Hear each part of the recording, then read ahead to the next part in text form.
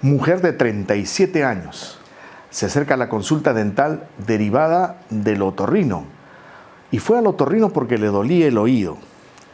Y cuando se acerca al dentista, explica que no solo tiene dolor de oído, sino también hay un crujido en la articulación. El dentista indica una radiografía panorámica. Y en la radiografía panorámica, el radiólogo informa que no ve nada patológico alrededor. Luego sugiere una tomografía y en la tomografía encuentra una patología llamada quiste subcondral alrededor del cóndilo en el maxilar inferior. ¿Por qué ocurrió esto? El valor de la tomografía. Esto es Enjuiciando la Muela.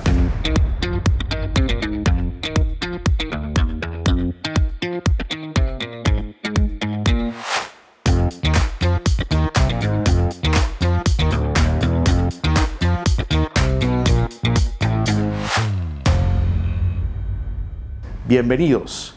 Hoy tenemos un invitado muy especial, muy importante en el mundo de la odontología, en especial de la radiología. Él es profesor de pre- y posgrado en la Universidad Peruana de Ciencias Aplicadas, específicamente en el área de radiología. Es pregrado, especialista y maestro en la Universidad Peruana Cayetano Heredia. Tiene la consulta privada dedicada exclusivamente a la radiología. Y estamos con el doctor Andrés Agurto. Bienvenido, doctor Agurto. Muchísimas gracias, doctor Martín, por la invitación. Para mí es un honor estar hoy con usted para conversar de algo que nos apasiona, como es, en mi caso, las imágenes. Ajá. Bueno, permitámonos tutearnos claro, para que sea un mensaje coloquial para el público que nos escucha y ve. Primero que nos gustaría conocerte un poquito más desde el ámbito profesional. Elegiste radiología como especialidad. Estudiaste en Cayetano esta especialidad. ¿Cómo así elegiste la especialidad? Sí, mi historia parte desde la época que estudié odontología, que decidí hacer odontología a través de una consulta odontológica. Fue muy gracioso porque yo primera vez que veía cómo se tomaba una impresión. Ajá. Y eso fue lo que a mí me marcó, ¿no? Y dije, uy, yo quiero hacer eso cuando sea grande. Entonces, a partir de ahí me enfoqué en hacer odontología. Y claro, en mi familia me dijeron, bueno, la mejor opción es Cayetano Heredia, así que prepárate porque antiguamente no era tan fácil ingresar a la universidad. No era tan fácil, así es. Y bueno, nos tocó y felizmente pude ingresar a la universidad. Y ya luego estando en la universidad, en los servicios de rotación del internado que hacíamos hospitalario, me tocó rotar por el servicio de radiología. Y estando ahí me di cuenta de que dos cosas, ¿no? La primera, que me gustaba la parte de diagnóstico, la parte de hacer imágenes. Y lo segundo que me hicieron ver mis profesores era que era bueno haciendo eso, ¿no? Haciendo imágenes, tomando radiografías. Así que es por eso que decido hacer imágenes, decido estudiar radiología.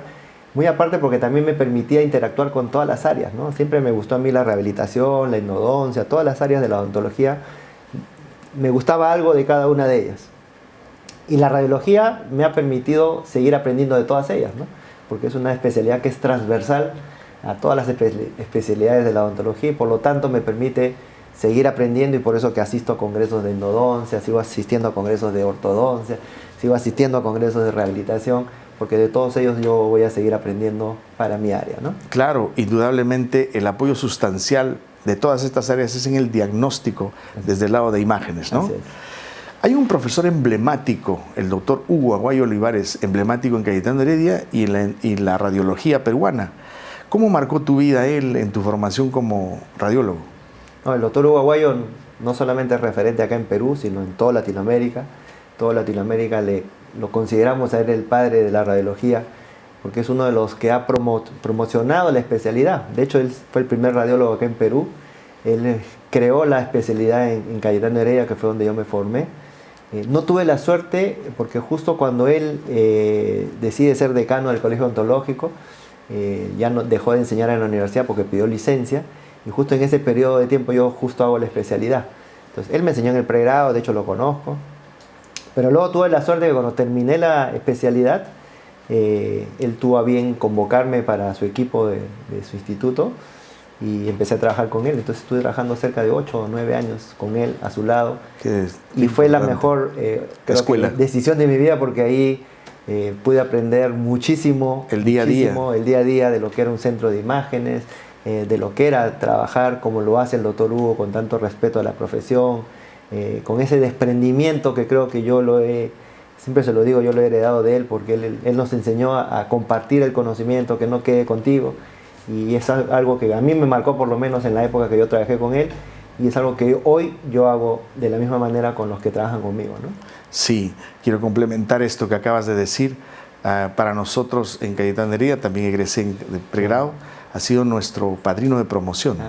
Nuestra promoción lleva su nombre, Hugo Aguayo Olivares. Qué bueno. Andrés, te dedicas a la educación, y no hace poco, hace muchos años. Sí. ¿Cómo ha cambiado? ¿Cuáles han sido los retos en los que desde tu lado de la especialidad de imágenes has afrontado en la educación? Porque hoy hay mucha tecnología por medio y ha cambiado bastante la radiología. No, sí. Yo creo que las dos especialidades que más hemos avanzado en cuanto a la tecnología son endodoncia y radiología, ¿no? Porque son los que más herramientas tenemos para trabajar hoy en día. La radiología con la que yo me formé es completamente distinta a la que hago yo hoy en día, ¿no? O sea, en aquella época hablábamos pues de un cuarto oscuro, hablábamos de revelador, fijador. Hoy en día ya nada de eso lo usamos. La radiología cambió, y con ello cambió también la parte educativa, ¿no? Yo tuve la suerte de que ni bien terminé la especialidad, me quedé haciendo docencia en Cayetano. Estuve 4 años haciendo docencia ahí, enseñando la parte que yo aprendí, que es la parte de radiología. Y en ello fui aprendiendo no solamente el hecho de ir formándome aún más en mi especialidad, sino también ir aprendiendo estrategias de enseñanza, ¿no? Que antes uno no las conocía. De repente hacemos docencia de manera simplemente porque queremos enseñar y no tenemos muchas veces la metodología, ¿no? Entonces eso fue algo que a mí me incentivó, por ejemplo, a estudiar una maestría. Yo hice una maestría en docencia en educación superior, y esa maestría a mí me ayudó muchísimo porque me enseñó 2 cosas, ¿no? Primero, la manera de poder enseñar a mis estudiantes de una manera más asertiva, y lo segundo que me enseñó fue justamente estas tecnologías que hoy en día las desarrollamos. Yo estoy hablando bien del año 2009, cuando no pensábamos todavía que iba a haber una pandemia, cuando no pensábamos que iba a haber nada de lo que hay hoy en día, y en ese año hicimos el primer curso virtual de radiología, imagínense, junto con la Cayetano Heredia. Fue el primer curso, fue la primera experiencia que creo yo que se ha dado no solamente en Perú, sino en Latinoamérica. Mírate. Cuando lanzamos junto con el doctor Hugo Aguayo la primera especialidad virtual de radiología, que es una especialidad que se presta para la virtualidad, ¿no? Claro. No necesitamos estar al lado de la persona que se está formando para que él aprenda lo que hacemos. Entonces esa fue la primera experiencia, y la traigo a acotación porque hoy en día hay un montón de cursos que se pueden dar online, otros que no, pero ya la tecnología que la vimos forzada a utilizarla por la pandemia, nosotros en el año 2009 ya la habíamos implementado, ¿no? Indudablemente. Y esa fue la primera experiencia que hubo no solamente acá en Perú, sino en Latinoamérica. Tuvimos 30 estudiantes, recuerdo, de esa primera promoción, y el 80% eran del extranjero, que venían a formarse en radiología con el doctor Hugo, conmigo y con el resto de profesores, porque las únicas opciones que habían para estudiar eran o en Chile, o en Brasil y en Perú, ¿no? Pero eran presenciales todas.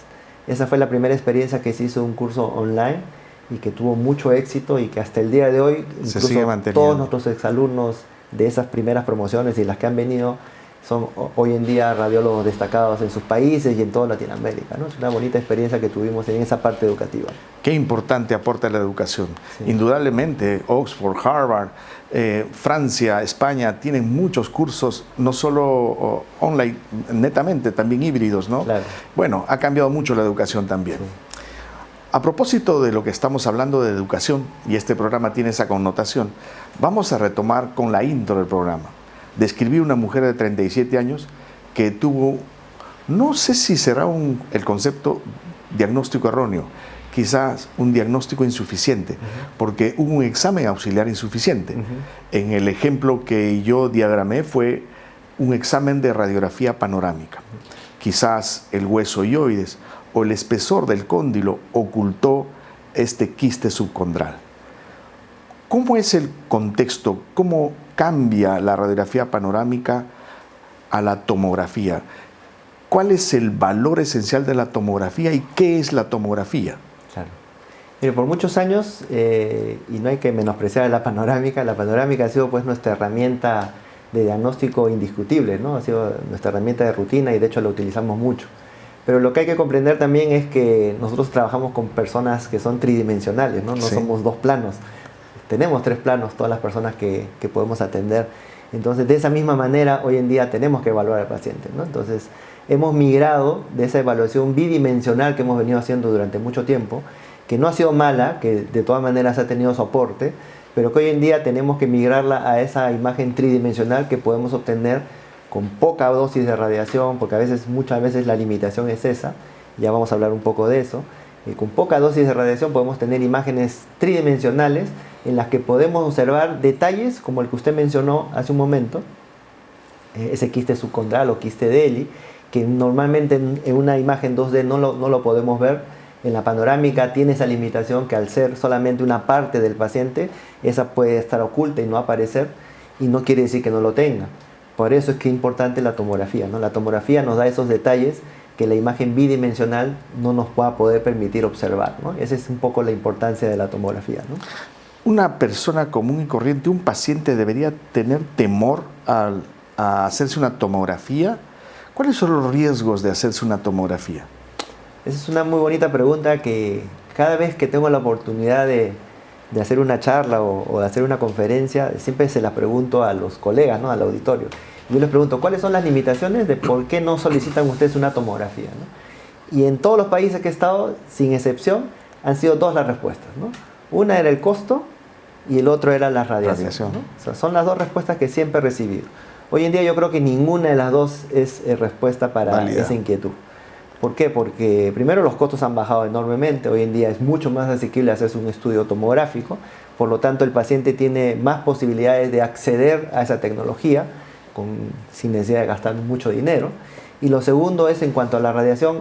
Hoy en día también los equipos, sobre todo los equipos que vienen de Europa, porque es donde más riguroso es la parte del, ¿no? el control de las radiaciones, estos equipos tienen mucha tecnología que está orientada a control justamente del uso de radiaciones. Entonces, lo que antes de repente, cuando uno escuchaba el término tomografía, era temor porque efectivamente pues habían dosis altas de radiación. Hoy en día, cuando hablamos del término de tomografía, yo creo que es bueno esclarecer que la tomografía que usamos en el área odontológica es distinta a la que usamos en el área médica. Por lo tanto, la tomografía de nuestro uso odontológico es de un 80% menos radiación que la tomografía de uso médico. Eso nos permite a nosotros tener estudios confiables, nos permite tener estudios de bajo costo y sobre todo con poca dosis de radiación. La diferencia entre la radiografía de uso odontológico y tomográfico es estrictamente en radiación, o hay alguna otra diferencia en calidad de imágenes, densidad, no sé, ¿hay alguna diferencia? No, lo primero es en eso, en cuanto a radiación, eso sí definitivamente. Lo segundo es en cuanto a resolución. Tenemos la posibilidad de tener una mejor resolución con las tomografías de haz cónico respecto a las mastografías médicas. La resolución la medimos por el tamaño del voxel básicamente, ¿no? El voxel es la mínima unidad de una tomografía, una imagen tridimensional. Mientras más pequeño es el voxel, mejor es la resolución. Mientras más voxeles tenga, mejor imagen, ¿no? Es muy parecido a lo que es el píxel en una fotografía, ¿no? Mientras más pequeño es el píxel y más píxeles tenga, la imagen es más bonita, ¿cierto? Más de una vez me ha llegado a la consulta pacientes que me dicen, doctor, si me voy a hacer tomografía, mi esposo es médico y trabaja en el hospital de la FAP, ¿me puedo hacer la tomografía ahí? Y siempre he dicho, prefiero que vayas a un centro de radiología maxilofacial. Tiene que ver no solo con radiación, sino también con nitidez, precisión de la imagen. Sí, como le decía, justamente la tomografía médica generalmente estamos hablando de un voxel de 400 a 600 micras. En algunos casos incluso llega hasta 900 micras. Hoy en día en el uso odontológico para endodoncia nosotros podemos llegar a 75 micras. O sea, mire el tamaño del voxel comparado con el tamaño del voxel médico, ¿no? Esa es una característica. La segunda característica importante es la resolución espacial que tenemos. Como son 2 métodos distintos de adquisición, en el tomógrafo de haz cónico lo que hacemos es adquirir una imagen en volumen. Y eso me permite... El haz cónico es el que usa el dentista, ¿no? Exacto. Eso me permite entonces que yo tenga el eje axial, el eje coronal y el eje sagital con el mismo valor de tamaño de voxel. Eso se llama un voxel isotrópico. Y eso me permite entonces que yo pueda medir en el eje axial o en el sagital o en el coronal y la medida va a ser absolutamente real. Cosa que no pasa con el tomógrafo médico. El tomógrafo médico, recuerden ustedes que se adquiere con el paciente recostado en una camilla y el equipo gira alrededor de él y solamente obtiene imágenes axiales. De tal manera que solamente en la imagen axial va a ser una medida real. Lo demás son reformaciones que ya no son reales. Por eso que el voxel médico es anisotrópico, ¿no? No es como el voxel del tomógrafo de uso odontológico. Perfecto. Ahora la pregunta a la inversa. ¿Una tomografía de uso dental, un conic beam, puede ayudar al médico a un mejor diagnóstico en patologías maxilofaciales? Definitivamente, ¿no? En el área, no solamente en la parte de patología, ¿no? Hoy en día nosotros tenemos colegas médicos que nos refieren del área de otorrino, por ejemplo, porque ellos, ¿qué necesitan ver el otorrino? Necesita ver huesos de oído, sí, que en nuestras tomografías se ve espectacular, necesita ver senos paranasales, que en nuestras tomografías se ven espectaculares, claro, vías aéreas, que las podemos medir incluso en volumen. Entonces tenemos muchas herramientas de nuestra área que aportan significativamente al área médica, ¿no? Básicamente en esas áreas. ¿Qué otra área médica hemos desarrollado bastante también relación? Es con el área del endocrino, por ejemplo. Y eso también fue a través de la pandemia, ¿no? Recuerden ustedes que en pandemia los hospitales y las clínicas estaban abarrotadas de pacientes por COVID, ¿no? Sí. Entonces, ¿qué resulta? Que los pacientes derivados del médico especialista en ver la calidad ósea de sus huesos, el endocrino en este caso, él decía, bueno, necesito hacer radiografías carpales, por ejemplo, ¿no? De la mano del paciente. Y claro, y mandar a un paciente a una clínica a hacer la cola de todos los que están haciéndose estudios para pulmón, sí, para hacerse una mano, y menos si es un niño, era complicado. Entonces por ahí empezaron los médicos a preguntarnos, ¿no? O sea, ¿ustedes hacen este tipo de radiografías? Nosotros sí las hacemos. ¿Y qué análisis usan? Ah, bueno, usamos este y este, ¿no? Y a partir de ahí, los endocrinos nos empezaron a mandar estudios de mano. Entonces hoy en día yo creo que dos de las áreas médicas que más nos refieren son el endocrino, doctor, para ver radiografías carpales en niños, para ver el estado de desarrollo de sus huesos, ajá, y el otorrino para ver senos paranasales y oído, ¿no? Y vías aéreas. Mira, perfecto, perfecto. Ahora, los pacientes, hablando de odontología, los pacientes pueden ir a la consulta del endodoncista, del ortodoncista, de los especialistas diversos del área de odontología, ya con su tomografía, es decir, el paciente puede ir de motus propio al centro de imágenes y decir, necesito una tomografía para llevarlo a mi dentista. ¿Ese es el camino correcto? Esa es una excelente pregunta porque es algo que con lo cual yo no estoy de acuerdo completamente, claro, ¿no? Y siempre se lo digo en la oportunidad que tengo cuando converso con los colegas, y yo siempre le digo, el estudio de imágenes es un estudio complementario. Así es. ¿Y qué cosa complementa? Complementa tu evaluación clínica. O sea, eso de que, y me ha pasado muchas veces, y yo lo digo siempre en tono de broma, eso de que anda avanzando y hazte tus imágenes, eso habla de que no estamos haciendo bien las cosas, ¿no? Me pasó una vez, y siempre cuento la historia porque era muy graciosa, un paciente llegó con su hijo, una persona adulta, ¿no? Y me dicen, he ido donde mi dentista y mi dentista me ha dicho que vaya avanzando con el estudio, la famosa frase de vaya avanzando. Y como mi papá tiene problemas periodontales, entonces me han mandado a hacer una serie completa, una seriada, con 4 Bywis, ¿no? Y estaba la indicación por radiografías, ¿no? Ok, entonces dijimos, bueno, vamos a ver al paciente que ingrese. El paciente ingresa, era un paciente ya mayor, 80 y pico de años de edad, y cuando le vamos a hacer el estudio, el paciente abre la boca y tenía 3 dientes, ¿no? Tenía 2 caninos arriba y uno abajo. Entonces, imagínate la indicación de seriada más Bywis. Entonces ahí te das cuenta de que el dentista pues ni le vio la boca al paciente, ni siquiera le evaluó. Y esas son las consecuencias de ir avanzando con el estudio. Claro. Entonces el estudio por imágenes tiene que ser un estudio complementario a la evaluación clínica. Claro. Una buena historia clínica, siempre se los digo a mis colegas, un buen examen clínico, un buen examen intraoral, y después de todo eso viene la etapa más importante con la que inicia mi labor como radiólogo, que es la etapa en la que el colega decide qué estudio hacer. Así es. Porque eso es muy importante. O sea, una cosa es pedir una panorámica, otra cosa es pedir una periapical, otra cosa es pedir una Bywis. Tú tienes que saber para qué sirve cada una. No necesariamente todo tiene que ser tomografía tampoco, ¿no? Yo también se los digo. O sea, si tú quieres ver caries interproximal, a nadie se le ocurre pedir tomografía para eso. Uno pide una Bywis y sabes que esa técnica, a pesar de ser antigua, es una técnica que hasta ahora sigue siendo eficiente para el diagnóstico de caries interproximal. Entonces, esa indicación del clínico es importante, pero tiene que hacerla luego de haber revisado al paciente. No, claro, puede ser solamente ir avanzando y para ganar tiempo, ¿no? Al contrario, yo creo que ahí dejamos un poco mal la carrera, porque lamentablemente no estamos haciendo nuestro trabajo como tiene que ser, ¿no? Sí, justo iba a tocar este tema, dejamos mal la carrera, porque yo no me imagino un gastroenterólogo le llama y dice, doctor, quiero cita, anda avanzando con tu endoscopía. Sí, con tu endoscopía Claro. y luego viene esa consulta, ¿no? Bueno, ¿por qué cuesta más una tomografía que una radiografía? Eso tiene que ver un poco también con el equipamiento, ¿no? O sea, si tú ves el costo de un equipo panorámico, obviamente es distinto a un equipo de tomografía, ¿no? Entonces, ahí hay un valor agregado entonces al costo de lo que nosotros hacemos. Ese es uno. Lo segundo es, una cosa es imprimir un acetato, que básicamente lo hacemos con una panorámica, a estar enviando eso o ya sea por una nube o como lo hacemos nosotros en nuestro caso a través de una memoria, un pendrive, ¿no? O una USB. Entonces esas cosas que incluyen un gasto obviamente hacen que se eleve un poco el costo. Sin embargo, hoy en día yo creo que ya la diferencia no es mucha, ¿no? Hoy en día podemos tener estudios, como lo dije, de tomografía, casi al costo de lo que antes era hacer una panorámica y una lateral.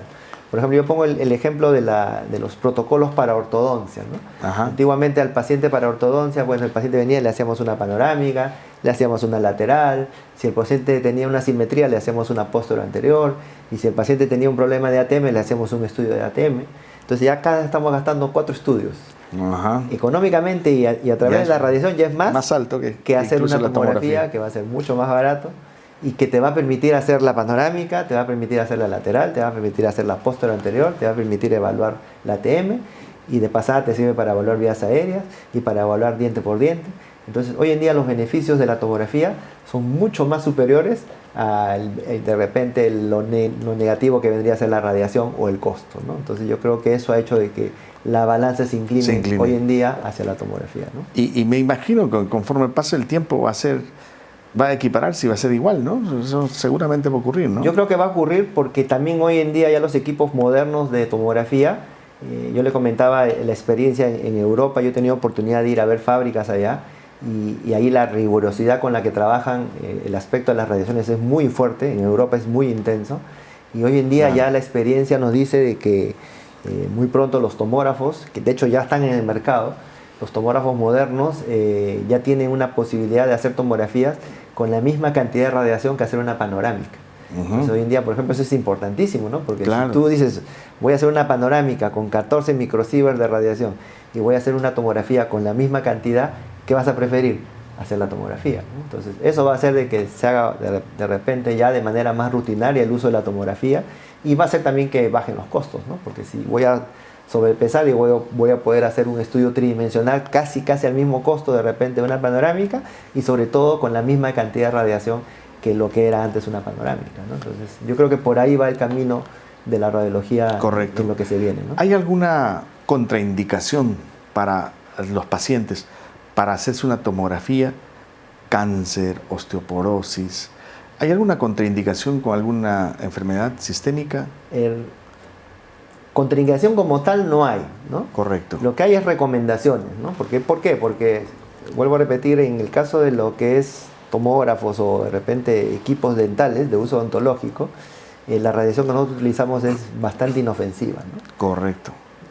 Por lo tanto, estamos seguros de que eso no nos va a causar daño. Sin embargo, por prevención protegemos al paciente, nos protegemos nosotros, porque siempre hay un grupo de efectos que no somos deseados, que no necesariamente tienen que ver con la dosis de radiación y que podrían aparecer al azar, ¿no? Dentro de los efectos hay unos efectos que aparecen dependiendo de la dosis y que eso ya son conocidos y que ya sabemos que nuestros equipos no van a llegar jamás a esa dosis de radiación. Claro. Y que no nos van a hacer daño. Pero hay otro grupo de efectos que aparecen al azar.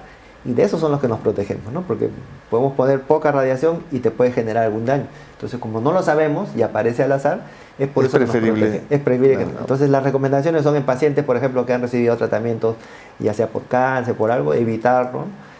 Pero si es que se tiene que hacer, se hace sin ningún problema porque ya sabemos que no va a generar ningún daño. Claro. Simplemente es la precaución de que en algunas circunstancias, por ejemplo, el caso de las personas embarazadas, no quiere decir que no se haga. O sea, si hay la necesidad, se va a poder hacer, pero con el debido cuidado que nosotros ya conocemos, el uso del mandil, equivocarse menos al momento de hacer los estudios, ¿no? Para no estar haciendo muchos disparos en el paciente, etcétera, ¿no? Correcto. ¿Con qué frecuencia se puede volver a hacer una tomografía? ¿Con qué frecuencia? ¿Y en qué edad empieza el inicio de una tomografía? ¿Puede hacerse un bebé, por ejemplo, un pequeño de cuántos años? ¿Y el límite de edad o no hay límite de edad? Ya, esa es una muy buena pregunta, ¿no? Primero vamos a partir de a qué edad es recomendable empezar los estudios en nuestros niños, ¿no? Que son los que más nos preocupan. Ahí también va a depender mucho del motivo de consulta por el que el paciente viene, ¿no?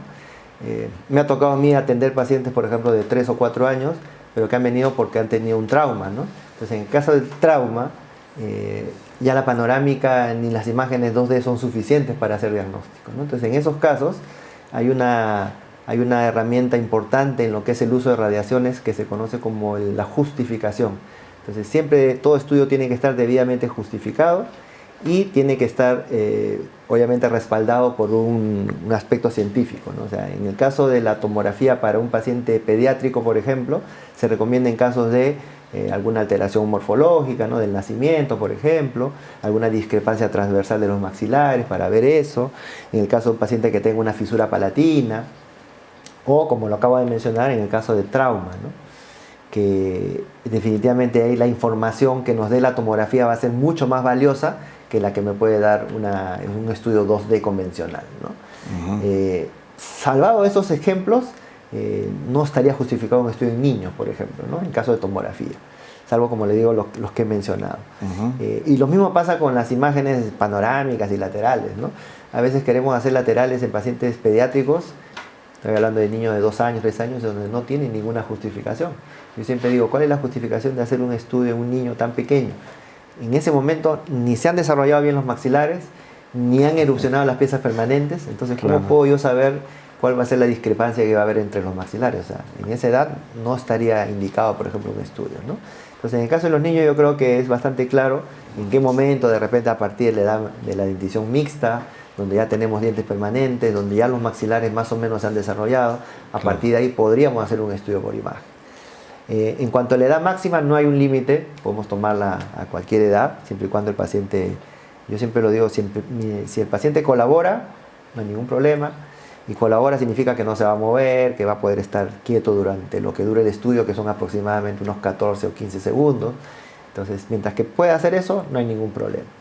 En el caso de los niños, ya lo mencionamos, solamente cuando tengamos alguna condición sistémica o alguna alteración que nos pueda hacer pensar en que necesitamos un estudio tridimensional, y que, como le digo, la normativa internacional nos lo permite usar este tipo de herramientas diagnósticas, porque está debidamente justificado el estudio, ¿no? Mientras que el resultado del diagnóstico sea superior a la radiación, nos permite usar este tipo de estudios en nuestros pacientes niños. ¿Y en la edad adulta mayor no hay ninguna limitación? No, en el caso de las personas adultas no hay. Lo único que le digo es que sea la mente no... Por ejemplo, una persona que tiene una discapacidad como es el Parkinson, ¿no? Entonces ahí es difícil hacer un estudio porque el paciente tiene un movimiento involuntario que no va a permitir hacer el estudio.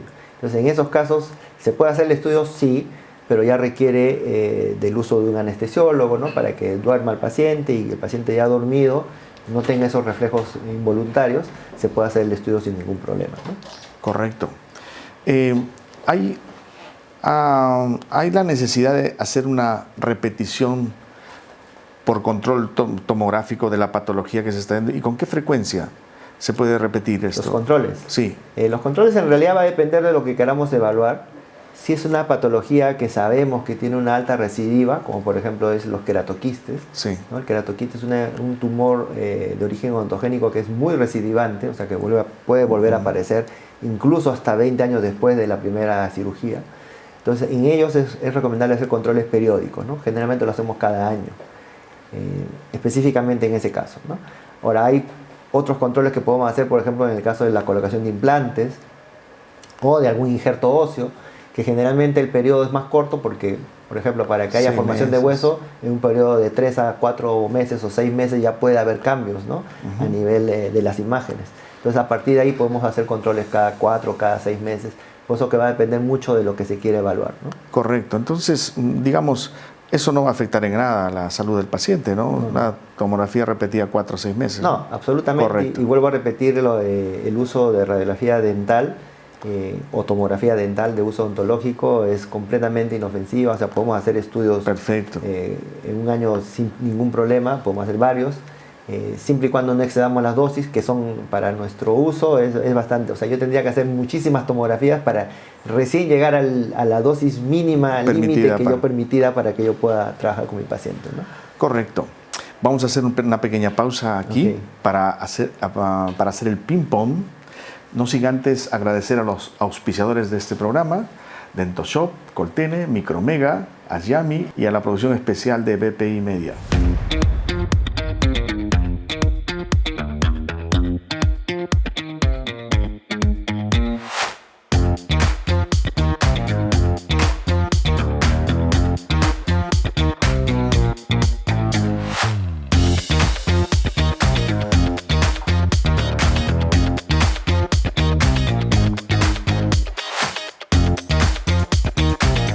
Ping Pong, con Andrés Agurto, las radiografías hacen mucho daño, ¿verdad o mito? mito, Paciente que se queda quieto o paciente que pregunta de todo. que se quede quieto, Si no hubiera sido radiólogo, ¿qué otra especialidad hubiera escogido? rehabilitación oral, ¿Alguna vez le sorprendió un hallazgo inesperado?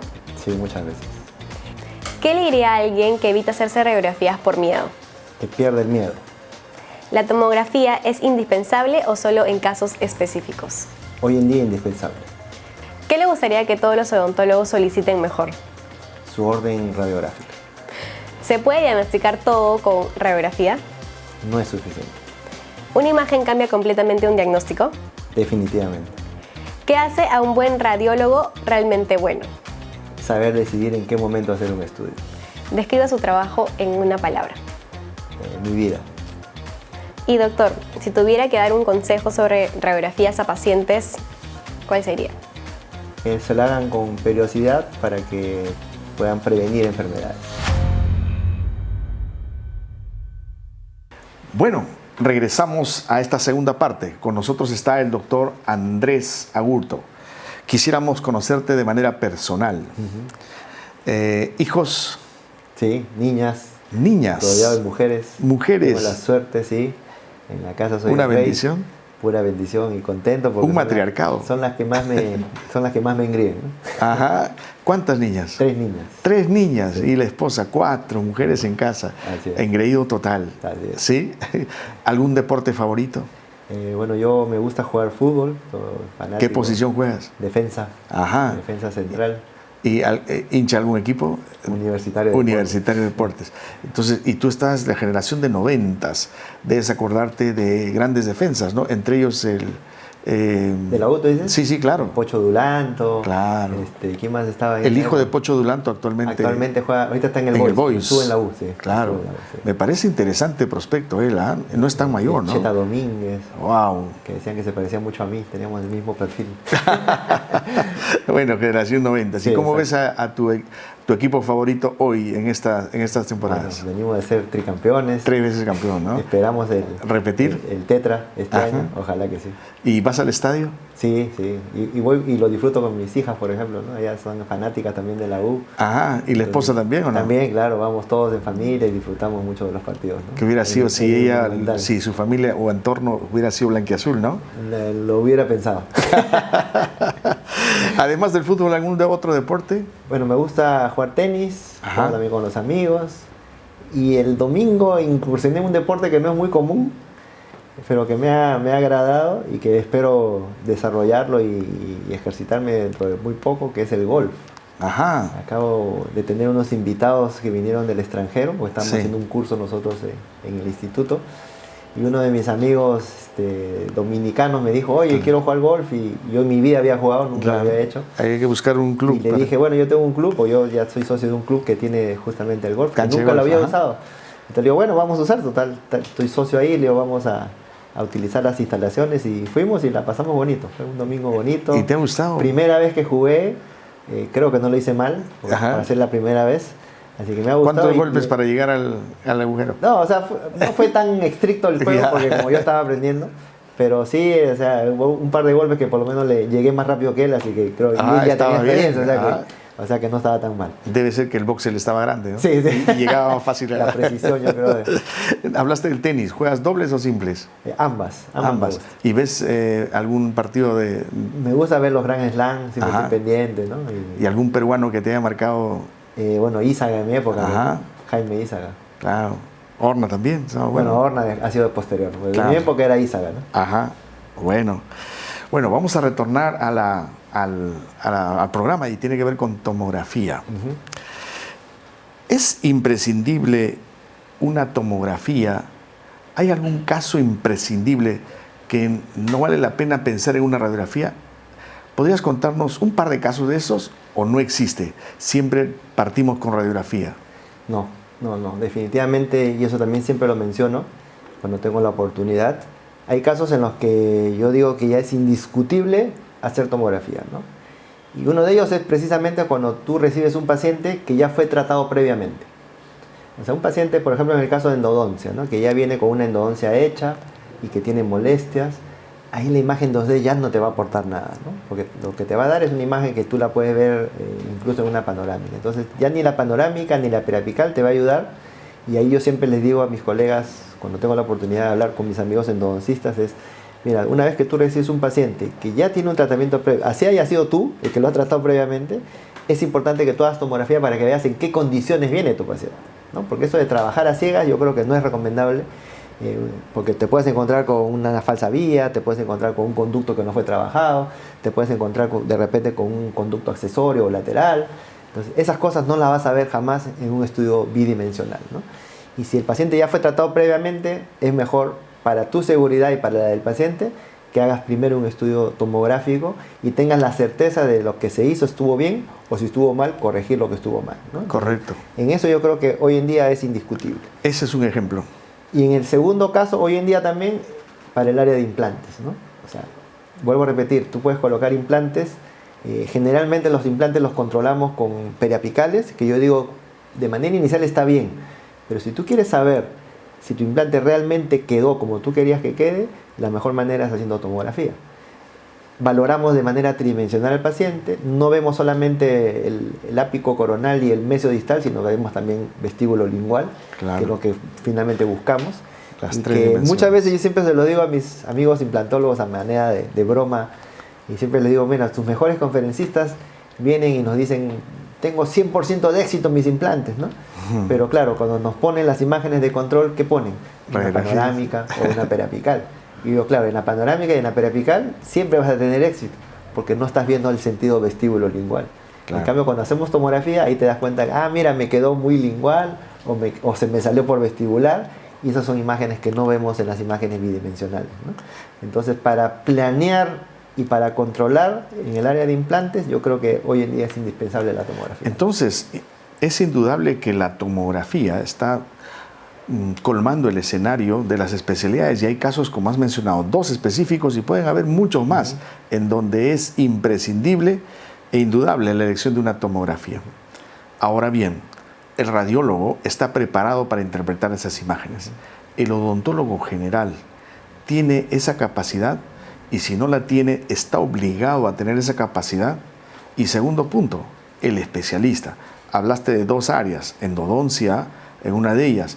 El especialista de endodoncia, por ejemplo, debe estar capacitado, es obligatorio que esté capacitado en interpretar imágenes. Sí, yo creo que sí, es indudable, ¿no? O sea, no solamente el especialista, sino yo creo que debemos partir desde el cirujano dentista general, ¿no? El problema ha sido que muchas veces en nuestras universidades no hemos tenido pues la oportunidad de hacer esta parte, para mí, la más importante de la radiología, que es la etapa de interpretación de imágenes, ¿no? Es en lo que más adolecemos y es lo que menos hacemos, pero es lo que más deberíamos conocer, ¿no? Nosotros todos los días que atendemos a un paciente tenemos la oportunidad de ver imágenes. Claro. Y si no estamos preparados para saber lo que estamos viendo, lamentablemente vamos a hacer, primero, malos diagnósticos, y segundo, malos tratamientos. Entonces, es importante que el cirujano dentista conozca, sí, y por eso creo que hoy en día los que hacemos radiología como docencia, procuramos que los chicos de pregrado salgan con algún conocimiento al respecto, y que lo incentivamos luego cuando hacemos los posgrados, ¿no? Porque yo tengo la suerte que dicto también en los distintos posgrados de la universidad. Yo le dicto a los chicos de endo, rehabilitación, a todas las áreas, ortodoncia. Entonces ahí les damos las herramientas para que ellos también como especialistas dentro de sus propias áreas puedan hacer diagnósticos, ¿no? Por ejemplo, ortodoncistas, yo le digo, mire, el que más oportunidad tiene de ver variantes anatómicas, anomalías dentarias, lo que sea, es el ortodoncista, porque es el que más estudios pide, ¿no? Claro. Tienes una panorámica, tienes una lateral, o por ahí hoy en día tienes la tomografía. Entonces tú eres el que tiene la mayor oportunidad de ver cosas que de repente un cirujano dentista convencional, ¿no? Que no tiene ninguna especialidad y que de repente no pide muchos estudios por imagen.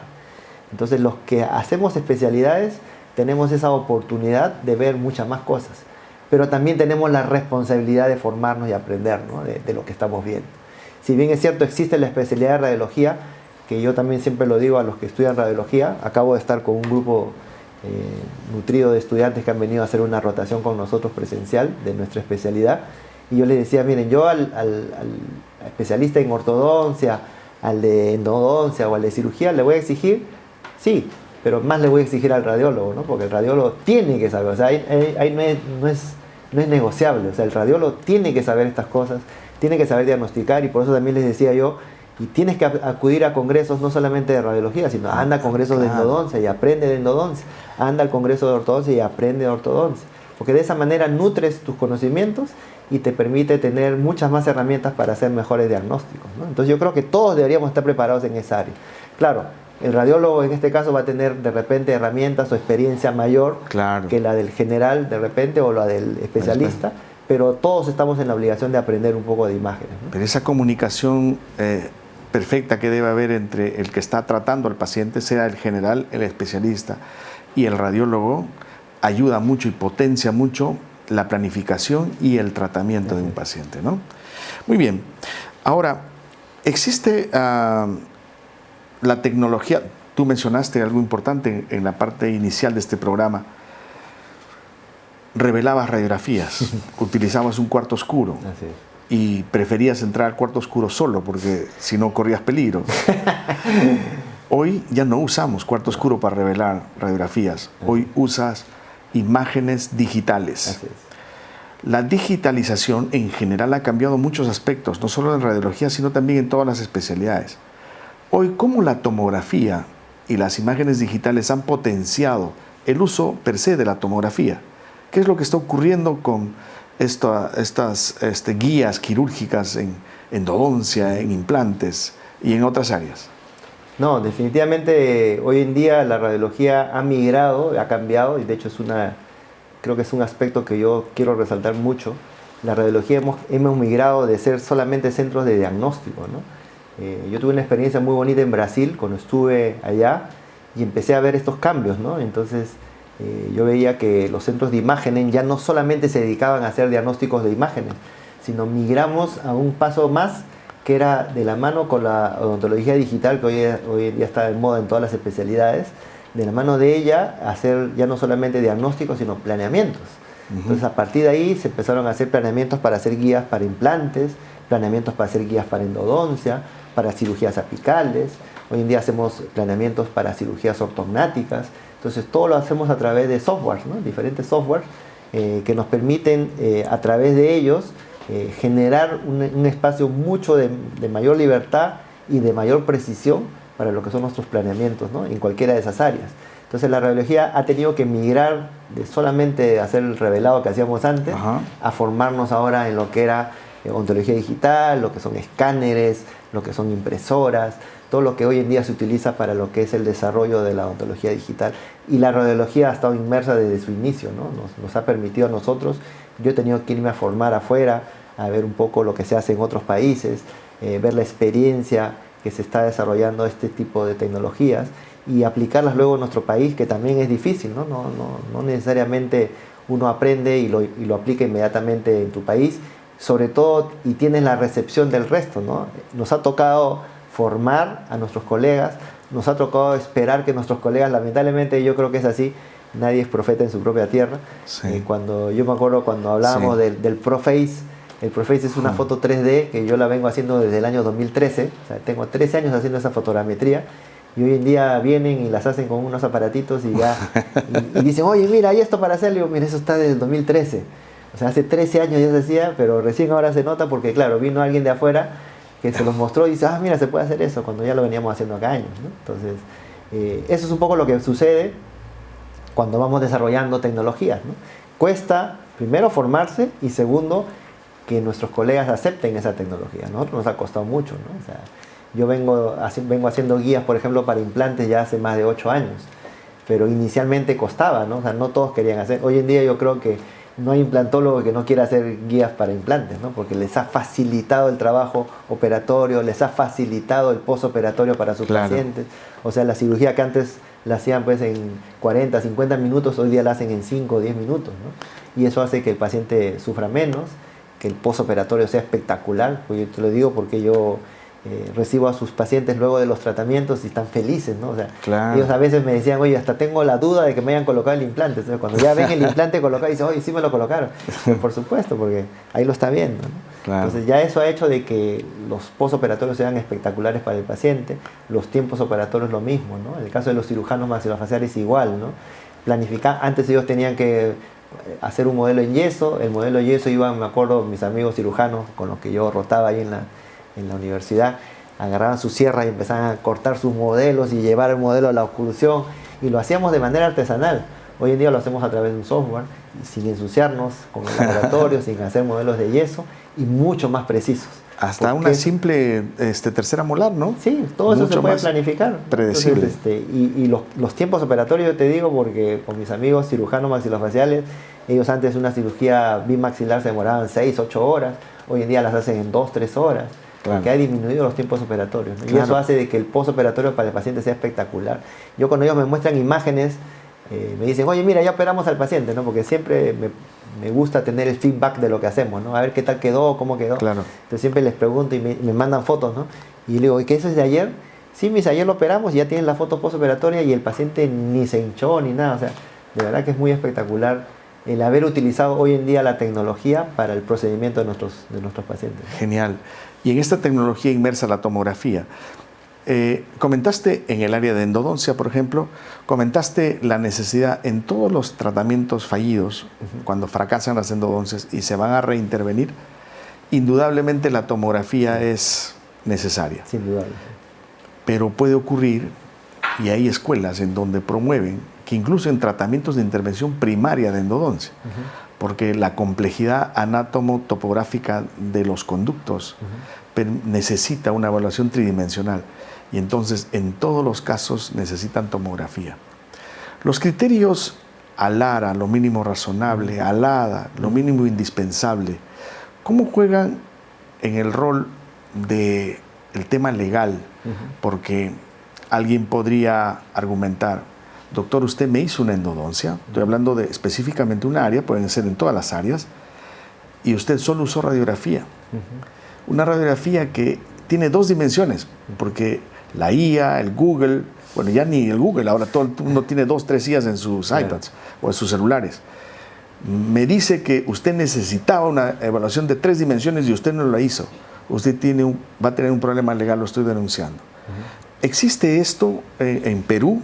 ¿Existe en Latinoamérica? ¿Cómo está en el mundo el tema legal de la valoración diagnóstica a costo-beneficio? Hemos hablado de radiación, lo mínimo razonable, pero doctor, usted debió hacerme una tomografía, usted dejó un conducto sin tratar.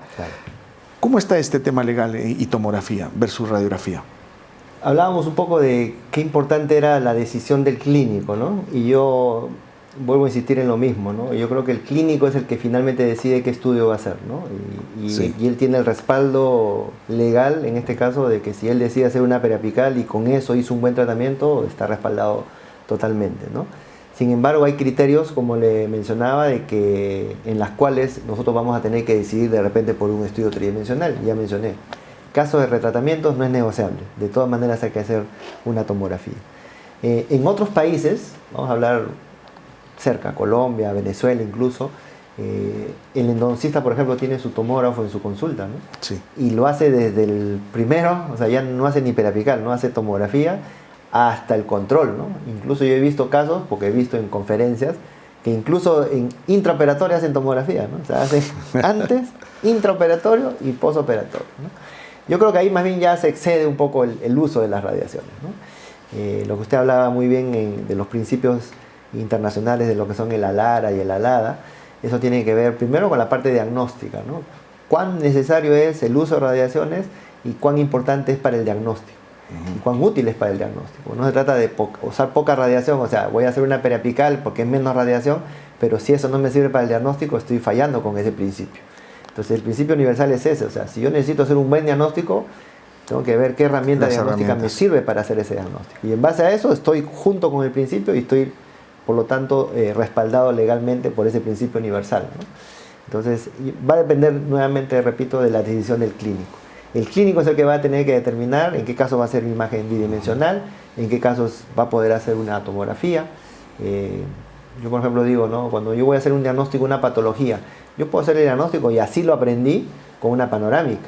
No necesito hacer una tomografía para llegar al mismo diagnóstico. Pero claro, la tomografía me da otros aspectos. ¿Cuáles son? Ah, mira, ¿cómo voy a hacer el abordaje? Ah, me dice de repente si hay tabla vestibular o no la hay. Me dice de repente si se perforó la tabla lingual. Me dice, por ejemplo, la relación del canal con la pieza que está impactada. Entonces, esos detalles que no lo veo en la panorámica son los que uno busca con la tomografía. Pero para la etapa diagnóstica, yo puedo hacer diagnóstico con una periapical y va a estar bien, ¿no? Entonces, yo creo que hay que un poco hacer esa diferenciación, ¿no? Hay una etapa que es la etapa previa, que es el diagnóstico, y para eso va a depender del clínico qué estudio va a utilizar. Pero ya luego para el procedimiento es distinto. Claro. Ok, si yo quiero utilizar mi herramienta diagnóstica para el diagnóstico y también para un procedimiento, entonces ahí sí de repente recurro a una tomografía. Y la ventaja que tienen, por ejemplo, quienes hacen endodoncia es que al usar campos reducidos, ¿no? de alta resolución, usamos también poca radiación para el paciente. Entonces yo puedo hacer hasta 3 zonas distintas o en 3 momentos distintos del paciente y no voy a estar irradiando tanto al paciente como si hiciera de repente una de toda la cabeza completa. Entonces, por eso le digo que es muy importante ya la decisión del clínico, ¿no? El clínico decide hacer una tomografía de campo reducido, perfecto, ¿te va a servir para hacer el diagnóstico? Sí. ¿Te va a servir para planificar tu tratamiento? Sí, porque vas a ver cuántos conductos tiene la pieza dentaria que vas a tratar, vas a ver si tiene un conducto lateral o accesorio. Entonces, todo eso lo vas a poder verificar con la tomografía, cosa que no podrías hacerlo con una periapical únicamente, ¿no? Entonces, yo creo que por ahí va un poco la indicación de los estudios, ¿no? Correcto. Una pregunta a modo de conclusión de este programa, de este tema, porque tengo la esperanza de que no te tengamos en más de una oportunidad aquí, claro, con otros temas relacionados a diagnóstico por imágenes. Y esto tiene que ver con los obstáculos que tenemos los dentistas para acceder a la tomografía o los pacientes. ¿Existe hoy obstáculos para ese acceso? Digamos, provincias, hay acceso a la tomografía, digamos, conocimiento de los odontólogos, digamos, cultura de los pacientes. ¿Hay dificultades para acceder a la tomografía? Y segundo, porque no quisiera que se quedara ahí, ¿cómo visionas tú a la tomografía versus la radiografía? ¿Va a llegar el momento en que la radiografía va a dejar de usarse?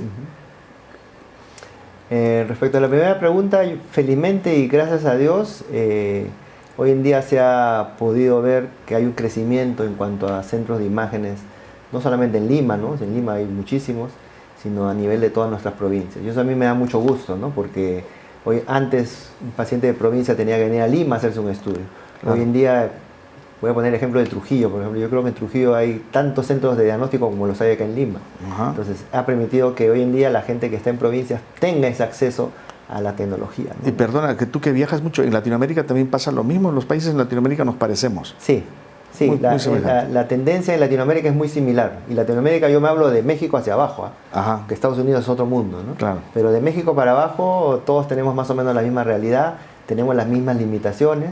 En México, por ejemplo, existen muchísimos centros de diagnóstico, muchísimos, pero lo que no hay es radiólogos, por ejemplo. Entonces son pocos los que existen para la cantidad de centros de imágenes que hay allá, ¿no? Entonces acá pasa lo mismo, ¿no? Aunque no lo creas, en Perú no vemos muchos radiólogos, somos pocos. De hecho, cuando he tenido yo oportunidad de buscar radiólogos para trabajar, por ejemplo, no habemos muchos, ¿no? Somos pocos, tanto en el área docente como en el área de los centros de imagen, ¿no? Entonces, felizmente esto ha ido creciendo, ha ido cambiando. Lo que sí creo yo que todavía falta cambiar un poco es la cultura en nuestra población, ¿no? La población todavía no está acostumbrada de repente a hacer un gasto como sí lo hace en el área médica, ¿no? Cuando tú vas a un médico y el médico te dice hazte una resonancia, el paciente va calladito y se hace la resonancia. Pero cuando vas al dentista y te dice hazte una tomografía, el paciente dice no, pero ¿para qué me voy a hacer? Entonces ya el paciente quiere decidir qué se hace y qué no, Claro. ¿no? O quiere que de repente por ahí el costo sea menor. Entonces eso yo creo que sí falta un poquito todavía de cultura a nivel de nuestra población, ¿no? Que no está acostumbrada, o no porque no tenga acceso, sino porque no está acostumbrada a tener ese acceso, ¿no? Ya lo tiene, simplemente úselo, ¿no? Y yo creo que por ahí va el camino hoy en día de lo que es imágenes, ¿no? Ha ido creciendo en Latinoamérica, ha ido creciendo en nuestro país, yo creo que va a seguir creciendo, ojalá sea así.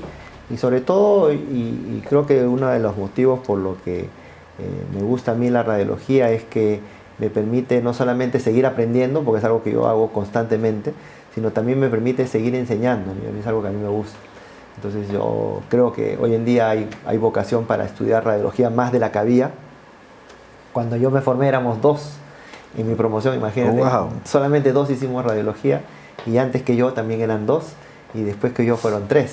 O sea, te imaginas, íbamos formando de 2 en 2, ¿no? Entonces, hoy en día ya hay números más grandes, felizmente, de personas, colegas que quieren estudiar radiología, Claro. que han visto en la radiología una herramienta diagnóstica importante y como una herramienta incluso para desarrollarte profesionalmente. Entonces yo creo que ese es el camino que hoy en día la radiología está siguiendo y que ojalá siga así, creciendo de manera sustancial, exponencial, para que nosotros sigamos teniendo cada vez más acceso a este tipo esta herramienta de diagnóstico, ¿no?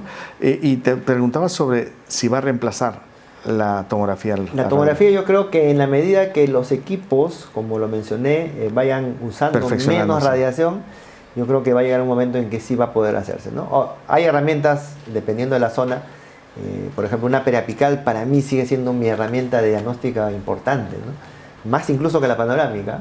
A mí la periapical me da mucha información que la panorámica la puedo perder. Entonces yo creo que la periapical va a seguir siendo una herramienta importante.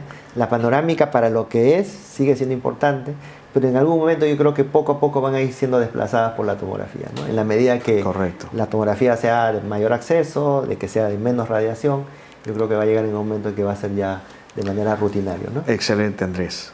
Hemos aprendido bastante de esta entrevista contigo. Reitero la invitación para una próxima oportunidad. No queremos despedirte sin antes agradecerte con un pequeño souvenir del programa. Está hecho con mucho cariño, es algo muy sencillo. ¿Consumes café? Sí, gracias. ¿Sí? Muchísimas gracias. Si lo puedes abrir, está personalizado para ti. Uy, qué bonito. Sí, es un souvenir muy sencillo, pero con mucho cariño, wow, Andrés. Qué lindo, ¿eh? A esta tu pasión. Está bonito. Las imágenes y la educación. Muchísimas gracias, doctor. Palabras finales. Nada, primero, doctor, agradecerle por esta linda invitación, por esta linda charla, que nos ha permitido hablar de un tema que a mí me apasiona. Y así que a los colegas que nos han estado viendo, a nuestros pacientes que nos han estado escuchando, decirles que importante es hacerse estudios de manera preventiva. Yo creo que eso es importante.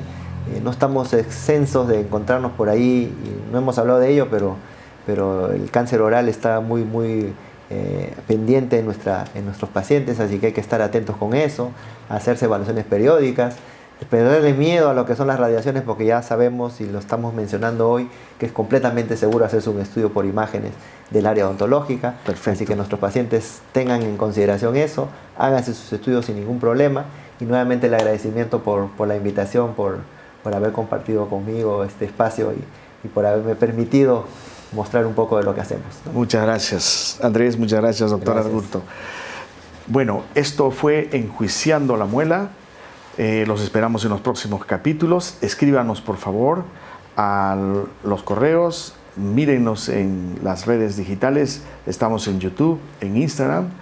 Y quiero agradecer a los auspiciadores de este programa: Coltene, Micromega, Dentoshop, Asyami, Imagen Studio. Esto fue una producción especial de BPI Media. Y no te vayas de ahí porque vienen los tips. Hasta la próxima. Esto fue Enjuiciando la Muela. Nos vemos.